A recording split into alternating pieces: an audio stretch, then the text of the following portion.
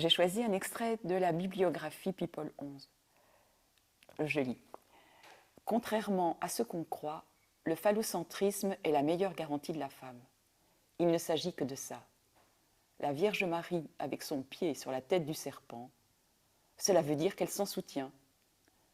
Tout cela a été imaginé, mais d'une façon essoufflée. C'est une citation qui est tirée de la conférence à Genève sur le symptôme en 1975. Alors je voulais proposer d'entendre Catherine Milot dans des propos qui concernent cette citation. Je lis un extrait de La vie avec Lacan que Catherine Milot a publié en 2016.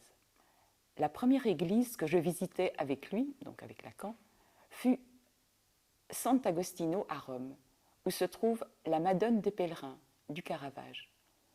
Une fois n'est pas coutume, nous l'avions trouvée ouverte.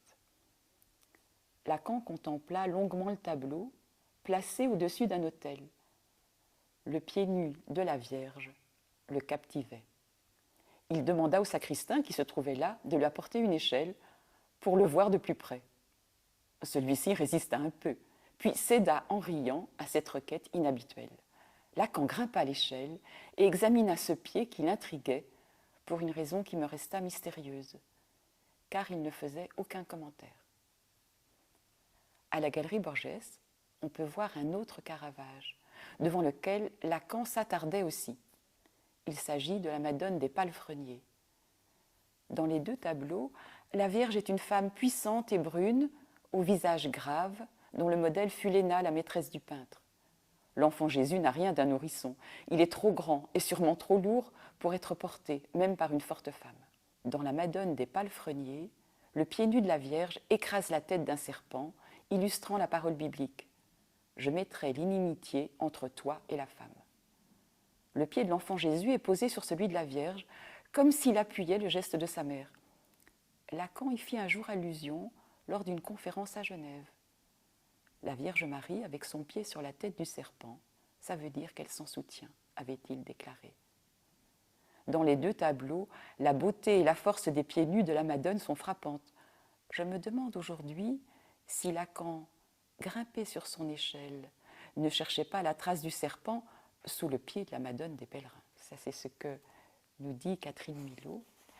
Alors, il est peut-être aussi intéressant ou éclairant de se demander dans la conférence où, à quel moment Lacan énonce cette phrase.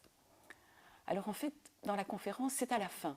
Lacan répond à des questions et Olivier Fournoy lui demande des précisions sur la forclusion. Alors Lacan répond « Forclusion du nom du Père, ça entraîne aussi un autre étage, celle du Père du nom, le Père qui nomme. Dans la Genèse, Dieu dit à l'homme de nommer, mais dit Lacan, il devait bien savoir les noms, puisque c'est lui qui avait créé les animaux.